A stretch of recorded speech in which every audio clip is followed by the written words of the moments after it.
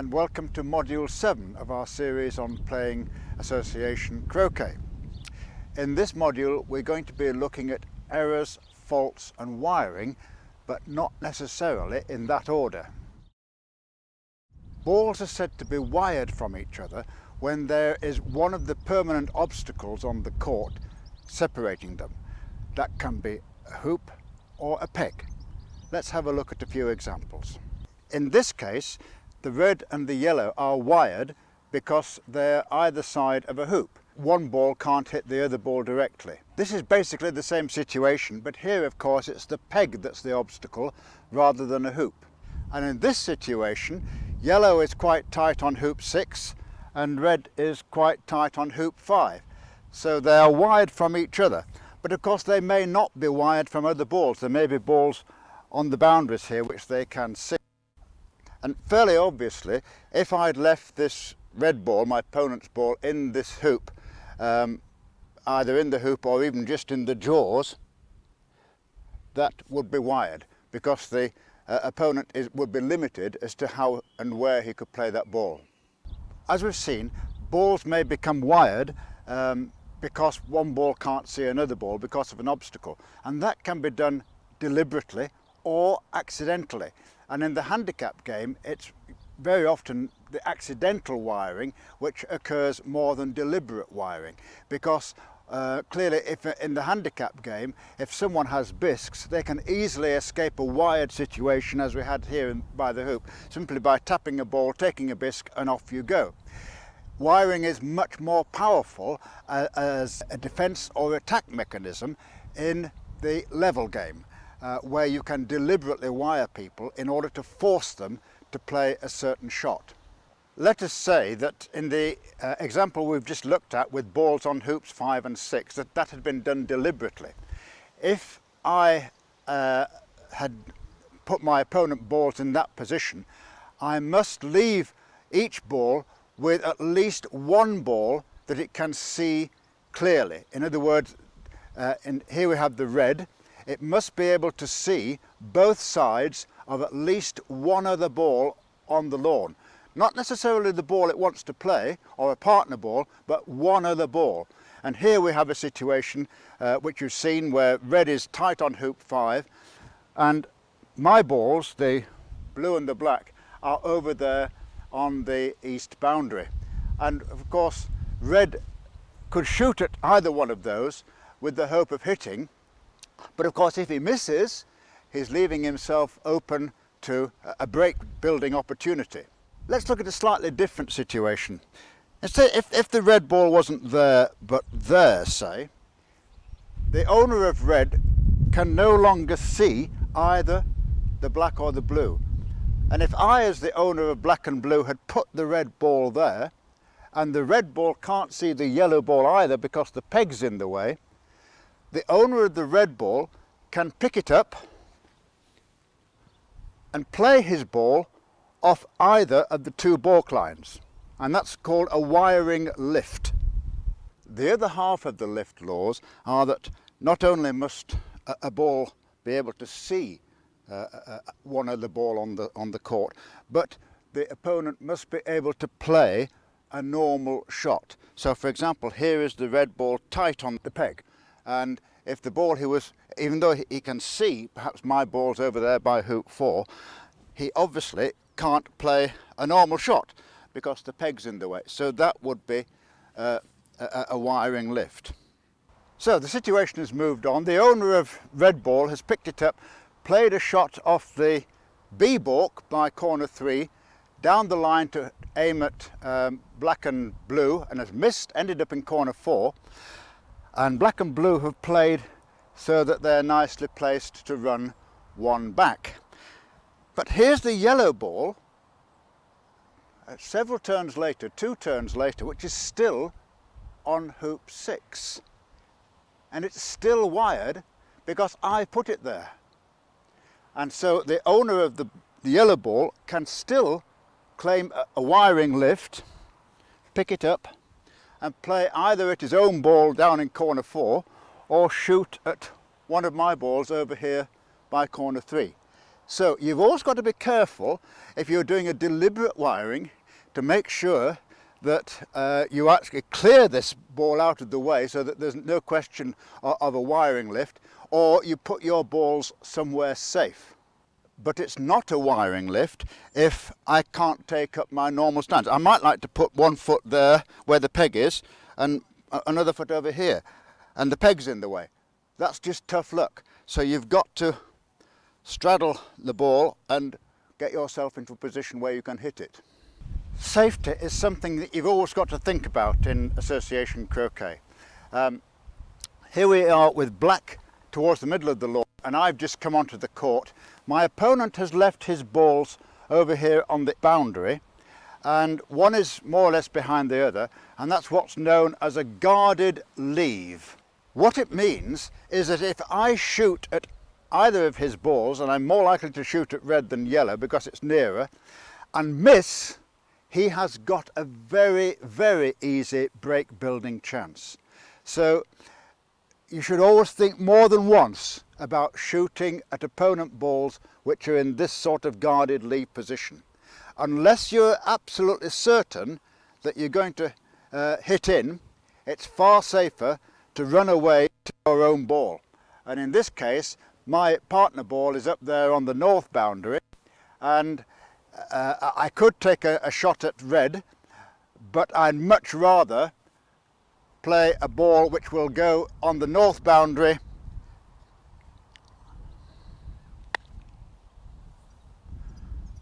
like that, so that I don't leave balls in the centre of the lawn which are easy for my opponent to use. And okay, he can pick those up, but it's not easy. He's going to have to do some hard work to get those balls somewhere useful. We've said that it's not really safe to be shooting at a guarded leave such as this if your ball is towards the centre of the lawn. However, if your ball is down the line somewhat, it's perfectly safe, say from here, to shoot at either the red or the yellow, because if you miss, you're not going to leave your opponent with... Oh, I just nicked it. Had I missed that yellow, my black would have ended up on the north boundary close to the blue, and the opponents would still have been here. So that's a relatively safe option. Here is the yellow ball which I've just nicked. I'm now going to take croquet off it, and when you're taking croquet close to the boundary, always put your striker's ball on the boundary side. That's to make sure that when you strike the ball, the object ball, in this case the yellow, doesn't go off the lawn. So if I'm going to do a fairly thick takeoff like this, I wouldn't have, if I put them the other way around, the yellow would have gone off, and that would have been a fault. So be careful when you're operating close to the boundary. We're going to look at faults and errors, and in fact there are three quite distinct categories of things that can go slightly wrong in a game of Association Croquet. Faults can only occur during the striking period, and the striking period is that period of time from when you take up stance to strike the ball to when you move away under control. Then there are errors, which are things that I might do which are not directly concerned with striking the ball. For example, if I fail to put a ball back on the yard line, that is an error. If I play a wrong ball, that's an error. And there are interferences, and an interference can be almost anything. A dog walks onto the lawn and picks up a ball and runs off with it. Someone else is playing a double banked game and one of their balls hits your ball, and you have to work out where everything would have ended up. Interferences are a little bit fluid. It's up to the opponents, the two of them, to decide where balls might have ended up if something like that happens. Faults and errors are a bit different. Basically, faults in Association Croquet are just the same as for golf croquet. So if you have a look at the golf croquet module 4, I talk about a number of faults there, and they're basically the same in association croquet. But there are one or two little differences that you need to be aware of. So, for example, here I am. I'm going to play a big drive shot to hit this ball to try and hit my partner ball, which is on the other side of the lawn.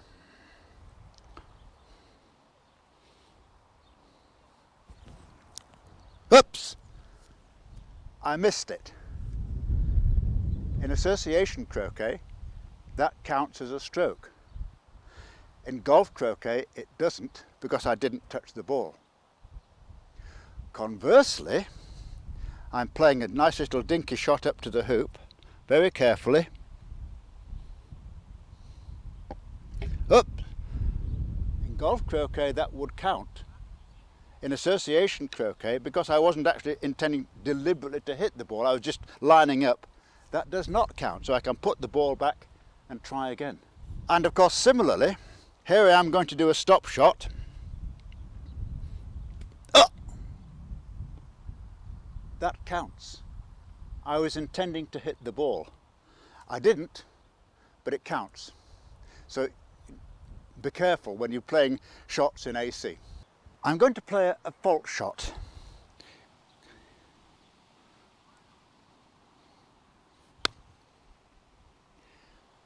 Can you see what the fault was? My finger was touching the mallet head. That's a fault. What happens now? Well, assuming that I declare it to my opponent, which of course I would do, wouldn't I? It's my opponent's choice as to whether to leave the balls where they stop there or bring them back here at the start of the illegal stroke. And that applies to all striking period faults, no matter what it is. At that point, my turn would end unless I take a bisque, in which case the balls would have to come back here and I would play the shot correctly on a bisque turn. But of course I haven't got any bisques, so it doesn't make any difference. I'm now going to commit an error, and I'd like you to spot what it is. Here I am, I've just run hoop 2 with the blue ball, and black is my reception ball. I'm rushing black off the boundary line.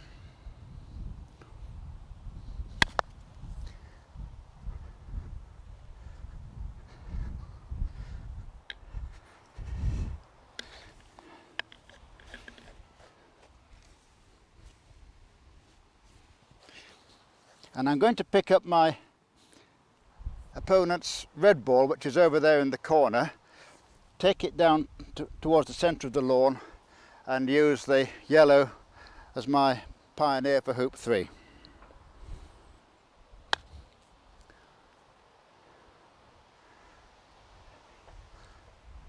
Oh dear! I made an error. Did you spot what the error was? I played the wrong ball in the takeoff. I should have played the blue, and I played the black. And I've just realised that I'm playing the wrong ball. So I now admit to my opponent that I've played a wrong ball, and my opponent here does not have a choice. The balls simply go back to where they were when I created the fault on the yard line there. Now it's up to my opponent to play. Of course, if I had a bisque, I could take a bisque and play the blue ball correctly. But otherwise, the balls come back to the last legal position and then the opponent plays. In association croquet, both players act as referees for the other. There's very, very rarely a third-party referee in a game of association croquet. And so when you're sitting out watching your opponent play, as I am here, don't be sitting reading the newspaper or even the Croquet Gazette. You should be watching what they're doing, particularly to make sure that they are playing correctly and not making mistakes. Generally speaking, if you see an error about to be committed, for example, the opponent player has failed to put a ball that's gone into the yard line area back on the yard line before playing a croquet stroke, you can simply say, "Oh George, make sure your ball's on the yard line," or whatever it is. But there are three particular situations where you must not stop play, what's called forestall play in the rules. And these are, if you see someone about to run a wrong hoop, perhaps they should have been going for hoop 5 and they've gone for hoop 6 instead. So you don't forestall play then. You don't forestall play if they're going to play a wrong ball, like I did playing the black instead of the blue in the previous example. And you don't forestall play if someone is taking croquet off a dead ball. In other words, a ball that's already been used for taking croquet. In each of those examples, you let the error happen, and immediately it's happened, you say, George, please stop, then whatever it is that they've done. So you must keep your eye on the game, watch what your opponent's doing.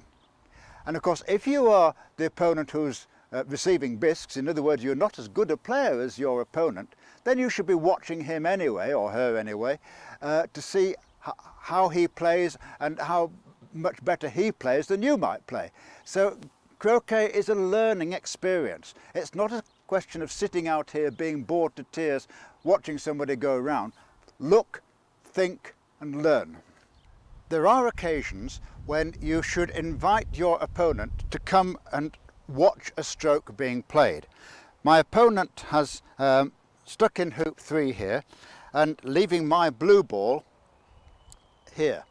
Now, I'm going to play the blue ball with the intention of roqueting the yellow, but of course it's quite a tricky shot because there are wires here and there, and one needs to know whether or not one has actually touched the yellow, in other words roqueted it, or else just hit a wire and the ball's bounced off the wire. So you should invite your opponent to come and watch it and then play the shot once he's there. And that was clean. So one would just carry on as normal. But of course, if I'd hit the wire and it had bounced off, then that would have been end of turn and my opponent would play. This is a similar but trickier situation. The yellow has not quite cleared hoop 3. There's still ball sticking out on the live side here. Here's my blue ball, and I've got to be very careful here. I'm going to try and roquet the yellow. There are several faults that could happen here, and the most obvious is that I'm not allowed to have the mallet, the ball and the hoop in contact with each other at any given time. So it's generally called a crush shot, but the mallet, the ball and the hoop must not be in mutual contact. What I have to do is to just hit the blue so it just glances the yellow, and that will be a clean hit. Let's see if I can do it.